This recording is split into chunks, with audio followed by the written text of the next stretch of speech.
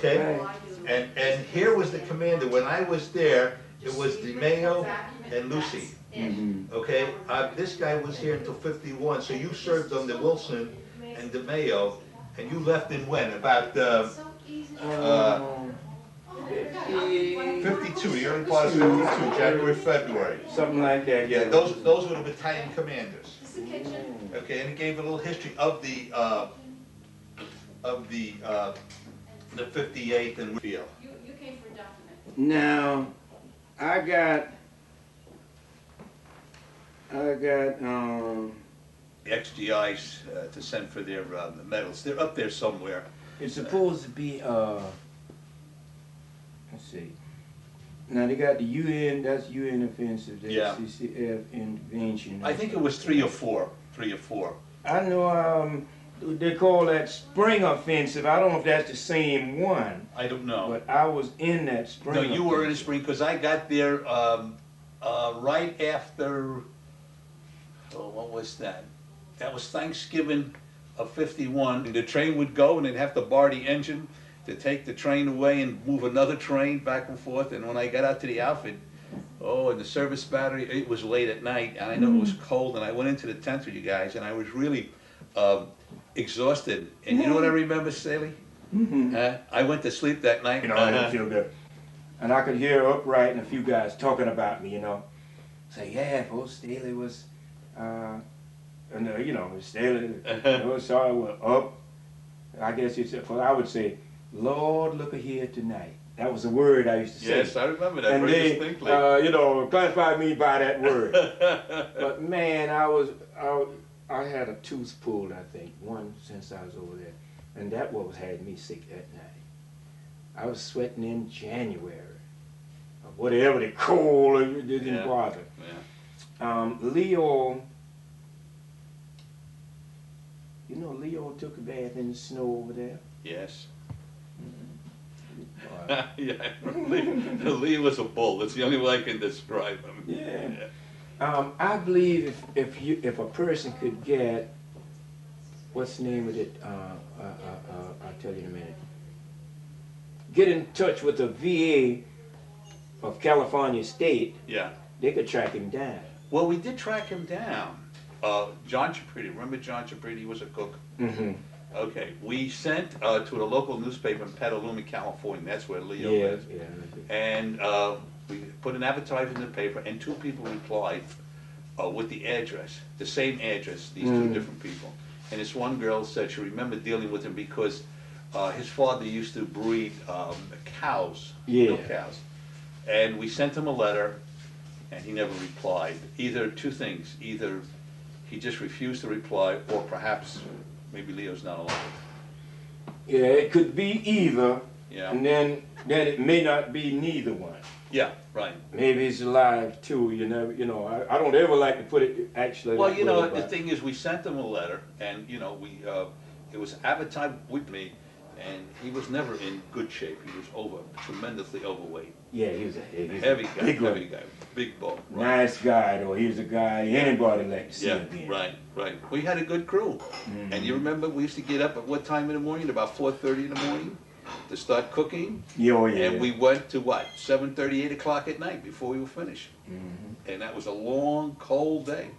Long, cold day. Right. I used to tell some of the kids, people, you know, about sometime how the potatoes would be froze like rocks. That's right. Absolutely correct. We used to, you remember, sometime try to put the eggs by something to let them thaw out by that heater, you know. Yes, I remember like that heater. Yes, it's cool. I remember one, that Christmas, the guys broke in the tent, took the mince pie, a lot of stuff. I don't know if you can remember that. That Christmas, same Christmas they fought, I think. I only was there one Christmas. You was there one Christmas. You were there the same Christmas as I. Uh-huh. That was Christmas of 51. Mm-hmm. Okay, do you remember Captain Hauser was already gone. He became a forward observer for the artillery. Uh-huh. That's where he went. And so we had a Christmas party. We made eggnog, and I remember you were making a big pile of eggnog, right? And Captain Lindsay gave us several bottles of liquor, and we put it in the eggnog. And lo and behold, maybe around 8 or 9 o'clock, maybe a little later, the guys came back from an ammo run. Right. Come into the tent, and everybody was getting all juiced up. And we had a Christmas tree, and someone fell in the Christmas tree, and all the lights went out. Well, then a free-for-all started, you know. Guys were hitting all that. You know they had sand in the bottom of that. That's right, that's it. And guess what? I don't know if you knew about it. I told about it maybe since we started talking about it. Yeah. But one of them guys from Texas, he had his Okay. Our dear friends in the dining room, for the next 10 minutes, if everyone can be lovingly quiet. Oh, you know what? Let me take the phones off the hook. Oh, okay. About Carolina Slim Elijah, and I understand you knew him in the Korean War. That's If you correct. could tell me, what was he like, and what was special that he brought? Well, I met him at the end. And can you say his name? Can you? I met Elijah. He was Sergeant Staley at the time. Okay, I heard my own voice, so. Okay. I met Elijah Staley. He was a sergeant at the time, and he was a mess sergeant of the 58th Field Service Battalion. I got into the outfit at night, maybe 10 o'clock at night. I was exhausted. He brought me into the tent, and he made me feel very comfortable. And I fell asleep somewhere about 10:30, quarter to 11, and I woke up the next morning at 9 o'clock. He never disturbed me. And I got up and I ran to the mess hall and I said, "Sergeant, I'm sorry I'm late." He said, "No problem." He said, "I know you were tired." He gave me a good breakfast, and I asked him, "What can I do?" He said, "Why don't you wash the tables in the mess hall?" When we finished that first day, I was tired. I came back to the tent. He had been there before me, and I heard music. And he was strumming his guitar, and he was playing the blues. And this is my first exposure to real, what I would call hometown blues. And I used to listen to him all the time. That old guitar had a lot of scratches on it and a lot of memorabilia. I don't know what happened if he took it home with him, but I remember his music. And there were days where we were very, very tired. We worked anywhere from 12 to 18 hours a day. And there was nothing more soothing than to go back into the tent and listen to him play the guitar. It was a tranquilizer, so to speak. He was never harsh to us. We worked hard. He told us what we had to do, and that was it. We did it. We never had any problems with him, nor did he give us any problems. He rotated, I believe, was sometime in January or February of 1952, and I felt very sad to see him go because he really made an impression on me. And I just was very fortunate that several years ago we did get on the phone and talk, and that we have this opportunity that you come here to my home, and for me and Elijah to sit down and speak. It brought some funny pimples on my body, or I don't know what to describe, but it's just a funny feeling when you meet someone that you haven't seen for 40 some odd years. He's one of the few people that really impressed me in my life of all the people I've met. I'll always remember Elijah Staley playing his guitar. And what emotions did that bring up for you during the war to hear his music? What did it mean in your heart hearing him? Well, you know, we were 10,000 miles away from home. We were in a hostile environment, and we worked hard. And when he would play that music, it was a tranquilizer at the end of the day. You felt good. In fact, it got to the point where I used to look forward to going back to the tent and to listen to him play his music. When he did leave, I remember that night very distinctly because he wasn't there. The guitar wasn't there. The music wasn't there. And other than that, it's just hard for me to put in words just the way I felt. Would you consider him an American treasure in the world of blues? I don't know too much about blues people, but as a human being, he was. I could consider him my brother in that sense because we never met before. We spent 2 or 3 months together, but those 2 or 3 months, he left an impression on me. And as a human being, he's got excellent qualities. They're there. All you have to do is talk to the man for about 5 or 10 minutes, and those qualities come out. Well, I have 3 pictures here from Korea. Okay. I'm going to actually give you the 3. If you can just look at Okay. one and then just tell Okay. me what the picture. And This let me see the picture. this one over here is the cook group.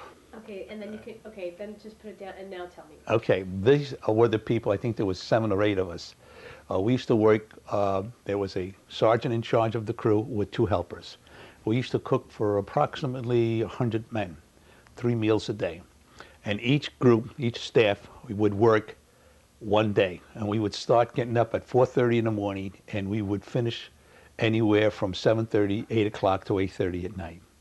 When we had to go on the road, we were changing locations, we had to cook on the trucks. And if you ever try to cook 80, 100 meals in a moving vehicle on dirt-filled pothole roads, it's a tough part. The biggest dangerous part about that is that the food would spill, and we were always susceptible, excuse me, to getting burned. But, and that was every other day. How are we on the battery? Because we have to leave enough. Yeah, there's enough.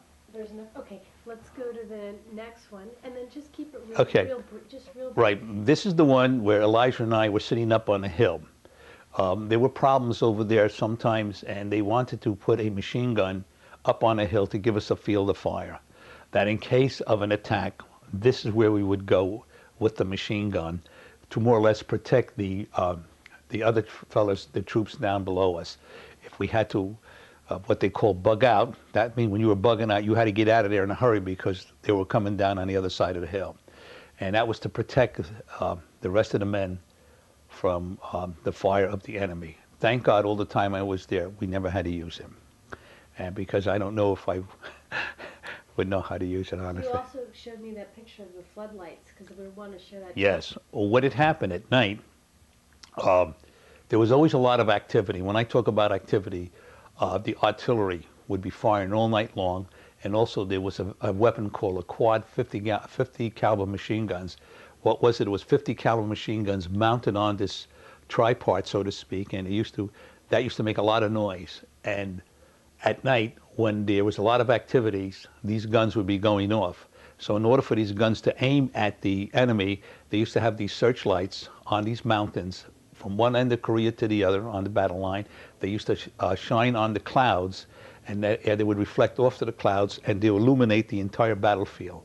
So you could be sitting up on a hill, and you could see the entire battlefield would be illuminated for maybe 100 yards or more. Being a cook, I spent one night with a forward observer who was a Captain Hauser, and he asked me to come and spend time with him. I went up there and I spent the whole night, and I saw a lot of shooting and all that, and I said, this is not for me. I was very happy to get back to service battery. Great, and then the last picture? Okay, the last picture is a full picture of the entire group, and as you can see the picture, there are Koreans who used to be Korean civilians. They used to wash the pots and pans, and they used to wash our own clothes for us, and they used to wash them and prepare them, clean them, and that was a great plus, because after working 15, 18 hours a day, you were in no shape the next day to wash your clothes, or you didn't want to. But that was the whole group over there. It was an integrated group. We had men from all over the country, and we never had any kind of hostility amongst us. We worked together, and when things got to the point where we had to cook and work extra hard, they would come in, we would come in and help each other. I think of all the men in the outfit, the cooks were the most compatible and caring group in that service outfit. And then let me ask you one other question, and if you have anything to ask. What does it mean to you to get to see Elijah after all this time? It's very difficult to put it into words. It's an emotional feeling. As you remember, when he met him at the door, I hugged him. I called him Sergeant Staley. And I'm having a little, just trying to answer your question honestly, I do get a little emotional. But it brings back the memories, the guitar music, his accent, how he talked. And when I was still in Korea, he came home, he rotated, and he went to see my sister who was working in a wholesale pie factory, and she gave him a pie. And she wrote me a letter and said, this fella came by, and I said, it was Sergeant Staley, and I thought it was so nice of him. And that was really, it's just a feeling that I find it almost impossible to put into words. We're fine. You were fine? Okay. Did I cut off cut you out because I was scared of the airplane. No, I didn't say anything. I just went like that. You didn't see my arm though, right? I said I wasn't looking. Oh, you weren't looking. Well, Do you can. mind, can you say that the last part in a few sentences? Okay. When he rotated home back to New York, I asked him to stop by my sister who was working in a wholesale pie factory. And he did. He stopped by and he visited my sister and she gave him a pie on the house. I don't remember what kind of pie it was, but I don't think that was important. And she told me in a letter that he was very nice and cordial, and she thought it was very nice of him to spend time and to come and spend about a half hour with us and tell me that I'm all right, don't worry, Sal's going to make it in Korea. Okay, great. Do you have any last things? Okay. Do we have enough batteries? Because I still want to get Elijah playing with him. Yeah. The last question we ask of anybody is if your grandchildren are going to see this or your great-grandchildren are going to see this, what message do you want to tell them? What message would you leave them about life? Anything that you think in your whole entire life, whether it's about the Korean War or anything, just you personally. So that way when we dub this, we can actually send it to you. Okay. Well, I would tell my children, both of my son and my daughter and my family, that, you know, you go to an area 10,000 miles away from home and you get an environment where you know no one and you're kind of frightened and you meet people who project sincerity, warmth, and security. And this is important to me. And the important thing is when you tell people is that there are a lot of good people in this world and you never know how good they are until you meet in contact with them and you live with them for a while. And as long as we can have that feeling, I think this world is going to become a better place. I hope and pray that it does. It's not easy, but we live in the best country of the world, and that's the United States of America. And I would like to say one thing. There's no amount of money that you can give me to buy my American citizenship. You can never, I would never sell it. Even if I was a pauper, I would never sell my American citizenship. And I attribute this statement to people like Elijah, Frank Christensen, Dupnik. These are the people that I met over there, and there's so many more, I don't remember their names. But we all bonded together because we had to, we worked together, and we watched out for each other.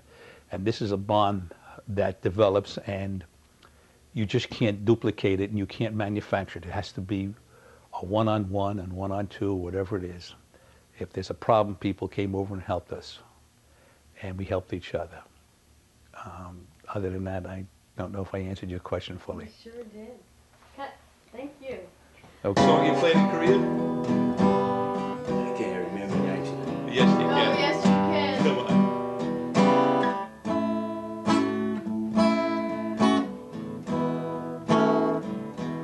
Well, I'm going to New York. Well, I'm going to New York, baby. Well, I'm going to New York. Well, I'm going to New York.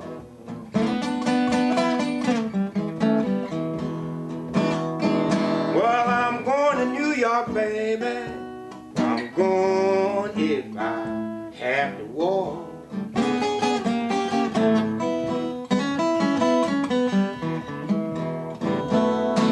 Well, I'm going to New York and get on a quiz show. Try to win myself some of all of that dough. When I get to New York, baby. When I get to New York. Well, I'm going to New York. You know I'm going if I have to walk. After I got into New York, you know, Sing, Elijah, bright sing. light, big city.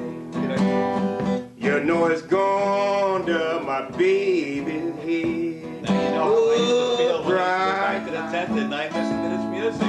big city, you know it's gone to my baby. I try to tell her, she don't believe a word I say. Go ahead, pretty baby, just knock your fine self out. Go ahead, pretty baby, and just knock yourself out. You are my kind of woman, 'cause you know just what it's all about.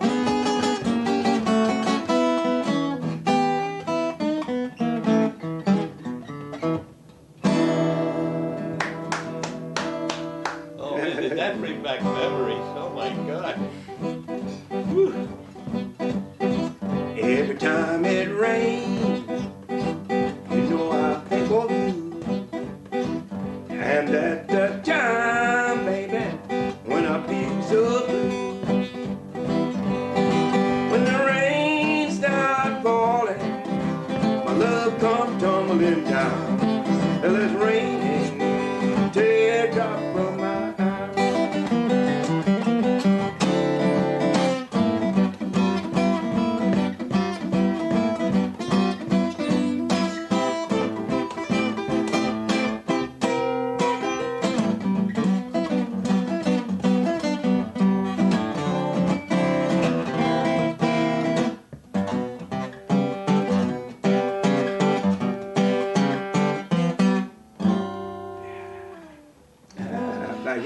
Thank you. That was the entertainment we had. Live music, right? Yeah, definitely. Well, hello, baby. Tell me your name. Tell me your name, and I'll do the same for you. I'm just a blues man from Carolina. Down in Carolina, no place no finer. I'm just a blues man here from Carolina.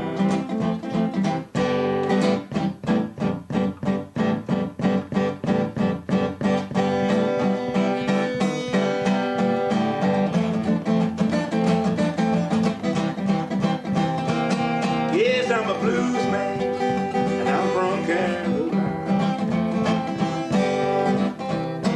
Now look, little girl, as I ask of you, just treat me like I treat you, 'cause I'm just a blues man. Yeah, from Carolina, yeah, yeah.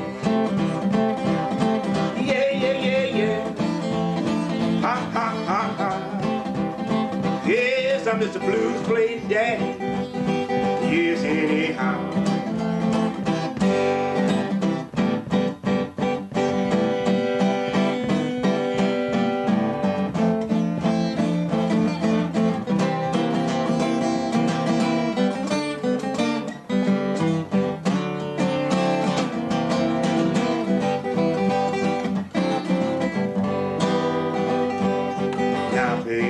Baby, I tell you what I'll do.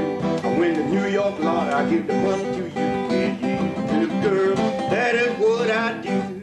If I win that lotto, give all the money to you.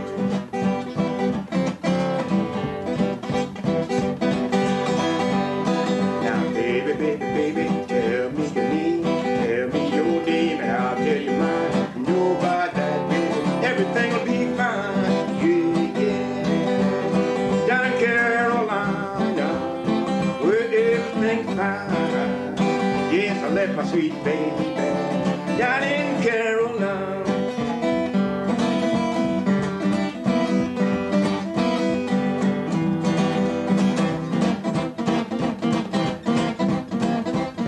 No, Elijah. You're working for that beer that I got. Thank you.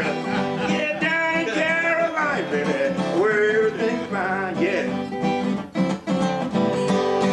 Well, you put my britches in the kitchen and I lock on the door. And you said you didn't want me no more, but just a plain blues man. Yeah, Carolina.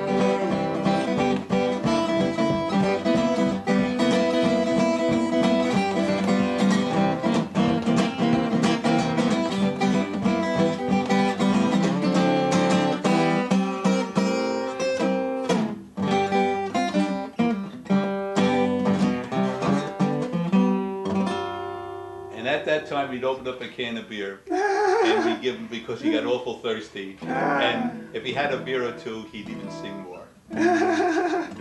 Yes, sir. Remember? Yeah.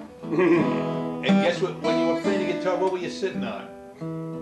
I can't hardly think now, but I know I slept on stretchers. Yeah, but you were sitting on the ammo box, remember? Now you cooking. Yeah, those ammo box 50 Yeah. caliber machine guns. You used to sit right on Yeah, there and right. play that, and we were all sitting around watching. I remember a guy had, what that guy had? One time they gave me, because I didn't follow it up. I didn't follow up the alcohol, but I had a whole case of it. I had a whole case of Budweisers. I got drunk on the field. I would dig a hole to help keep them cool. Up there to the officers' tent one night, them guy went up there and brought back a canteen full of liquor. Yes. I drunk that canteen full of liquor. If I'd have stayed in the army, I'd have been an alcoholic now. I drunk that canteen full of liquor, man. It went talking all out of my head. Yeah. Last one, my tape and my battery are running down. You want to do one more? Oh, you want to do another song? Yeah. Yeah. Oh.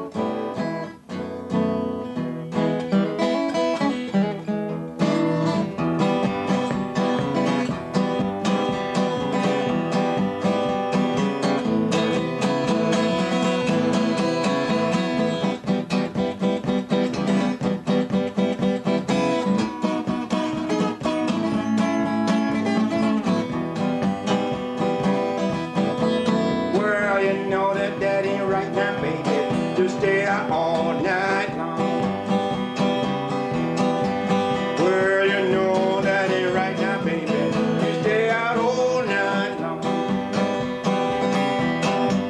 Well, you got another man, you know you're doing me wrong. Now, I done told you, baby, I ain't gonna say no more. Now, pretty baby, I'm gonna let you go. Now tell me who was that man while ago? Well, when I come home, baby, who was that when I had my baby? Pick up straight. Go ahead.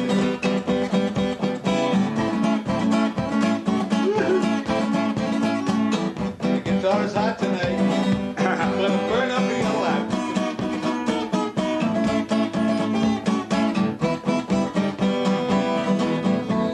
Well, you know it ain't right, baby. Talk about all the things you do. Well, you know it ain't right, baby. Talk about all the things you do. Now, when you don't want me to do those things to you. No.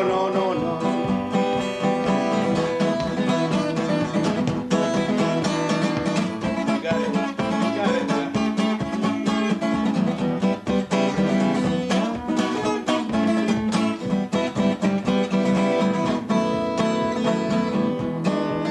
Now you know that it ain't right now, baby, to talk about all the things you did. Well, you know that ain't right to talk about all the things you did. Well, you got about 10 more minutes. You know you can't keep it here. Now tell me who, who, pretty baby, tell me who. Now tell me who was that man while ago? Well, when I come home, who was that went out of my backyard?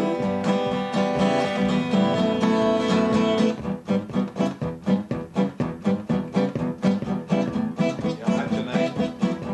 Like the good old days, Elijah, right? Yeah.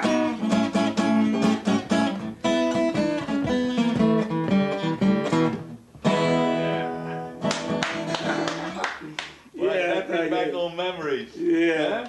definitely. See, this for the loudness, but it's Yeah. not to really getting it. See, this Yeah. could play with electric whenever I play. You it don't out need like any that. help. You You come from a just- natural yeah, guitar. That's a natural, Yeah. the way it was. And,